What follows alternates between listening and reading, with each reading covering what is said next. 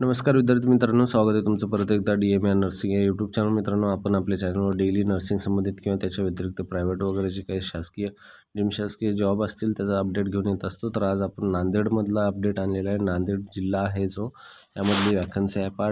District AIDS control prevention and district hospital Nanded, म्हणजे जिल्हा रुग्णालय नांदेडमधली पदभरती असणार आहे. तुम्हाला वेबसाईट जर पाहायची असेल तर naanded.nic.in या वेबसाईटवर अपडेट पाहू शकता किंवा PDF किंवा mahaskal.org या वेबसाईटवर पाहू शकता. दोन्ही ठिकाणी तुम्हाला डिटेल PDF भेटून जाईल आणि पुढची प्रोसेस पण समजून जाईल किंवा शॉर्टलिस्ट वगैरे काही तशी प्रोसेस असेल ते पण तुम्हाला या वेबसाईटवर भेटून जाईल. तर वेबसाईट लक्षात असू द्या. त्यानंतर पहा, notice for engagement various post on contract basis. भरती ही पूर्णपणे कॉन्ट्रॅक्ट बेसिसवर असणार आहे. तुम्हाला लास्ट डेट कधी आहे? 21 तारीखपर्यंत तुम्हाला अर्ज करायचा आहे. तारीख कधी ही जाहिरात झाली आहे? 14 तारखेला जाहिरात झालेली आहे. ठीक आहे, 14 तारखेला जाहिरात आलेली आहे, म्हणजे आज सकाळीच याचा जाहिरात हे पडलेला आहे. आज सकाळी तुम्हाला आजपासूनच लगेच आपण अपडेट टाकलेलं पहा. आपला मेन हेतू तोच असतो की लवकरात लवकर अपडेट आपण देणं. ठीक आहे, तर पहा यामध्ये 21 तारखेपर्यंत तुम्ही अर्ज करू शकता. तुम्हाला civil surgeon hospital Nanded, dean doctor Shankarrao Chavan government medical college and Nanded invites application for eligible candidates for the following post. ठीक आहे, त्यामध्ये under Maharashtra AIDS state AIDS control society Wadala Mumbai या अंतर्गत तुम्हाला पद भरती होईल. यामध्ये पहिली पोस्ट असणार आहे ब्लड बँक काउन्सिलर. टोटल यामध्ये पदे 2 आहेत. यामध्ये एक पद तुम्हाला कुठे दिलेलं आहे पहा, doctor Shankarrao Chavan government medical college and hospital Nanded Vishnupuri. त्यानंतर दुसरं जे आहे श्री गुरु गोविंद सिंग ब्लड बँक आहे त्या ठिकाणी. हे 2 पदं असणार आहे. तर तुमचं मानधन हे जे असणार आहे 21,000 मानधन असणार आहे. त्यानंतर नेक्स्ट आहे ब्लड बँक लॅब टेक्निशियन. यामध्ये 3 पदं आहेत. त्यामध्ये विष्णुपुरी जे doctor Shankarrao Chavan government medical college and hospital आहे त्या ठिकाणी तुम्हाला एक असणार आहे. त्यानंतर श्री गुरु गोविंद सिंग ब्लड बँकमध्ये आहे आणि जीवन आधार ब्लड बँकमध्ये काय. तर असे 3 पोस्ट आहेत. 3 वेगवेगळ्या ठिकाणी तुमची वॅकन्सी असणार आहे. 25,000 तुमचं मानधन आहे. त्यानंतर ICTC लॅब टेक्निशियनची पण हॉस्पिटलमध्ये वॅकन्सी निघाली. त्यामध्ये हिमायतनगर नांदेडमध्ये आणि उमरीमध्ये नांदेडमध्ये हे 2 पदं असणार आहेत. ठीक आहे, दोन्ही रूरल हॉस्पिटल आहेत.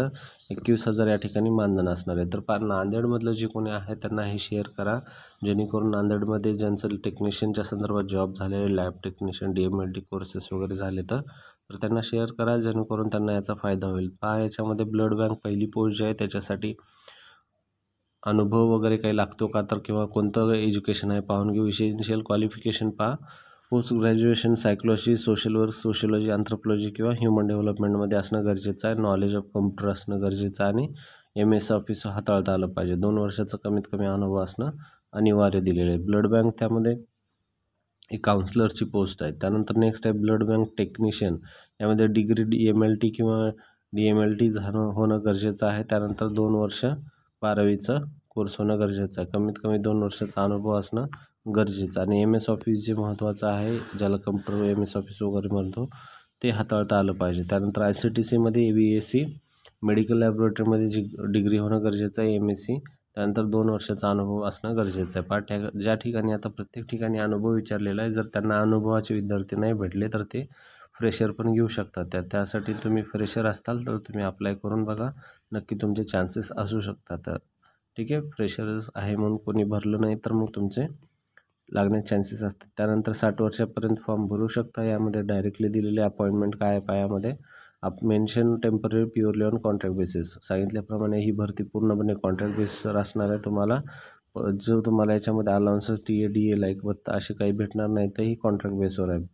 प्रोसेस कशी करायची तुम्हाला फॉर्म भरण्यासाठी दिलेलं आहे. यामध्ये फोटो सेल्फ अटेस्टेड A4 साईजवर कॉपीवर सगळे डॉक्युमेंट वगैरे तुम्हाला कुठं करायचं आहे आणून civil surgeon hospital Nanded, district hospital Nanded या ठिकाणी तुम्हाला सर्व माहिती डॉक्युमेंट वगैरे सबमिट करायचं. हे ॲड्रेस दिलेला आहे. ॲड्रेसमध्ये जाऊन तुम्हाला सर्व माहिती सबमिट करायची. 21 तारीख संध्याकाळी 5 वाजेपर्यंत फॉर्म भरायचा आहे आजपासून, म्हणजे आज 14 तारीख आहे.